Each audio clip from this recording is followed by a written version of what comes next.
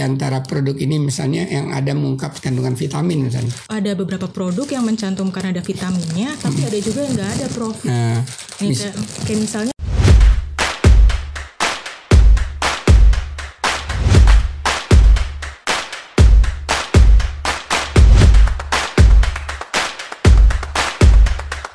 Halo sahabat sehat semua, kembali lagi di Lini Podcast. Perkenalkan, saya Zafira Harjanti. Nah, pada episode sebelumnya kan kita udah ngobrol-ngobrol nih tentang label kemasan secara keseluruhan ya.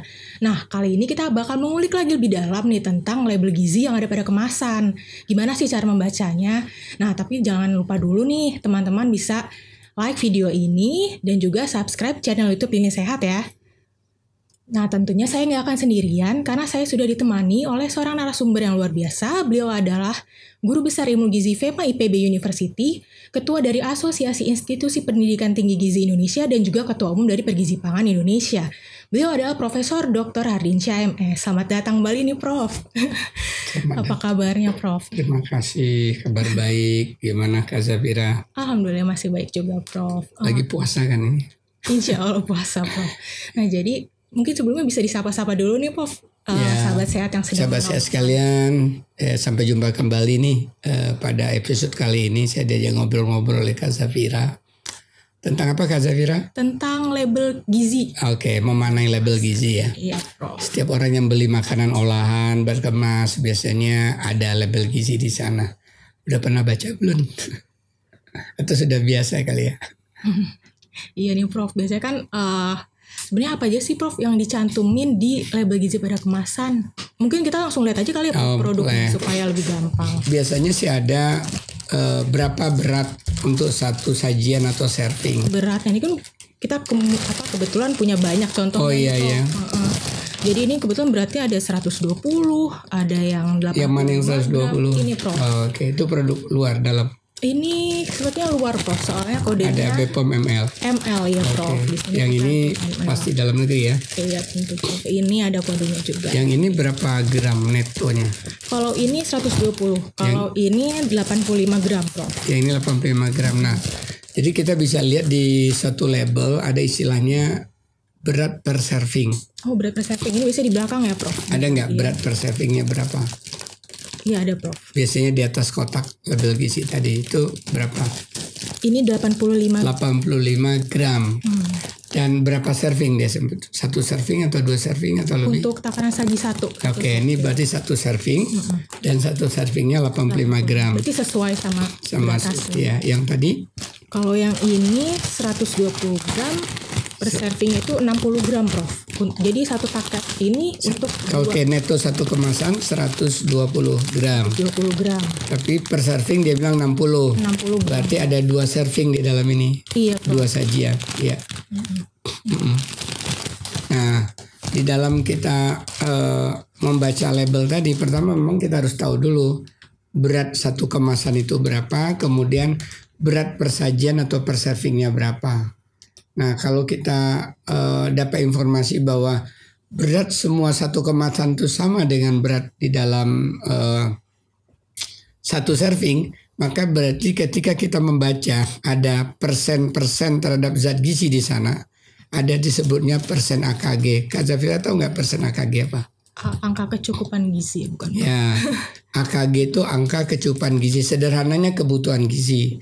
Tapi ada kalimat di bawahnya, coba. Persen AKG berdasarkan kebutuhan energi 2150 kilokalori. Titik. Kebutuhan energi Anda lebih tinggi atau mungkin lebih tinggi atau rendah. Itu artinya apa? Jadi angka 2150 kilokalori yang dicantumkan sebagai AKG, angka kecukupan gizi setara dengan kebutuhan gizi rata-rata semua kelompok umur yang mengkonsumsi ini gitu ya. Ini biasanya untuk produk remaja dewasa ya. Jadi dianggap kesetaraan pada orang dewasa 2150 kilokalori. Di acuan label gizi ada itu dari Badan POM. Nah, kenapa disebutkan tadi kebutuhan energi Anda bisa lebih tinggi dari ini, lebih tinggi dari 2150 atau lebih rendah dari 2150. Kalau Anda badannya kecil atau Anda masih lebih muda, lebih remaja dibanding orang dewasa, tentunya kebutuhan Anda bisa lebih kecil. Kalau Anda ototnya besar, Anda udah lebih usianya lebih lanjut lagi, usia 28 tahun lagi aktif-aktifnya, kemudian Anda berolahraga rajin 3 kali seminggu, pasti kebutuhan Anda jauh di atas 2150 kalori, itu maksudnya. Begitu ya, Prof. Ya, jadi AKG tadi dijadikan patokan karena di dalam acuan label gizi yang dikeluarkan dan ditetapkan Badan POM itu ada untuk berbagai zat gizi. Jadi berapa kebutuhan atau AKG dari protein, berapa untuk lemak, berapa untuk karbohidrat, berapa untuk serat, berapa berbagai vitamin dan mineral juga. Nah, persen tadi menunjukkan persen zat gizi yang ada di sini. Jadi kandungan zat gizi yang ada di sini dibandingkan terhadap kebutuhan yang ada di acuan label gizi yang disebutkan rujuk ke 2100 kilokalori tadi dikali 100%. Jadi yang ada di dalam ini, zat gizi yang ada dalam ini, kalau energi berarti energi yang ada di dalam makanan ini dalam satu serving dibandingkan dengan 2150 kalau dia kalori energi kali 100% dapatlah persen. Kalau ini kan kalau nggak salah kandungan energinya 350 kilokalori ya. 380, Prof. Ya 380 kilokalori. Kalau kita kebutuhan sehari-hari 2150 rata-rata. Tapi bisa lebih rendah atau lebih. Andai kan 2150 berarti kalau makan ini satu sudah bisa memenuhi kurang lebih 1/6 ya. 6 kali 380 kurang lebih 2000 lah gitu ya.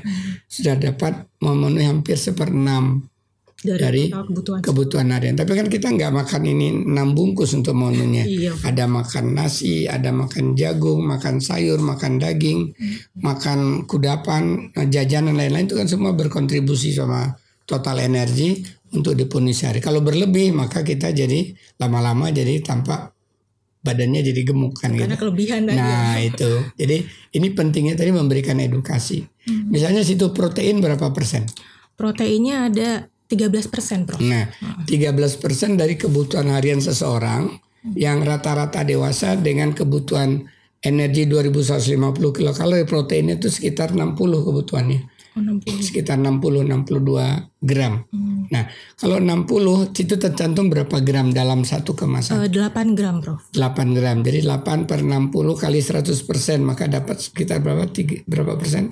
13%. 13%. Jadi maksudnya 13% tadi protein. Berapa kandungan protein yang ada di dalam satu kemasan, satu serving kebetulan ini dibagi dengan berapa protein yang dibutuhkan, itu ada tabelnya bisa di Google di acuan label gizi Badan POM RI dikali 100%.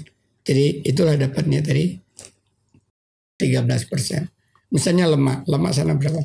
Lemak totalnya ada 21%, Bro. Berapa gram? 14 gram. Nah, jadi kalau kita mau konsumsi satu bungkus produk ini, ada di dalamnya lemak sejumlah 14 gram sesuai di labelnya. Jadi 14 gram itu dalam satu serving, satu sajian, satu kemasan ini. Kenapa dapatnya tadi lemak menyumbang berapa persen? 21%. Persen AKG-nya 21%, berarti jumlah lemak yang ada di sini berapa? 14 gram lemak dibagi dengan kebutuhan lemak berdasarkan AKG pada orang dewasa rata-rata sekitar 65 gram. Dikali 100% dapatlah 21. Apa artinya 21% AKG lemak kita peroleh dari, artinya kurang lebih 1/5 kebutuhan lemak harian kita bisa kita penuhi dengan mengonsumsi satu bungkus dari produk ini. Ya, berarti kita masih perlu 80% lagi. Bisa makan jus alpukat, kok makan jus ya? Bisa makan alpukat, minum jus alpukat, bisa makanan gorengan yang sehat, bisa juga kita makan ikan, makan ayam, makan telur juga ada lemak di dalamnya gitu ya. Jadi apalagi makan nasi goreng, nasi uduk gitu ya. Ya jadi artinya kita bisa memperkirakan sebenarnya dengan kita makan satu kemasan udah seberapa banyak kita penuhi kebutuhan kita, dan makan apa lagi. Kalau tadi sarapan pakai telur, pakai sayur harusnya. Dan situ juga ada serat, ya, berapa persen seratnya? Kalau untuk seratnya itu serat pangan ada 2 gram, Prof. 2 gram berapa persen? 8%. Nah, hampir 10% ya, 8%. Berarti lagi-lagi 1/12, seper 15 ya.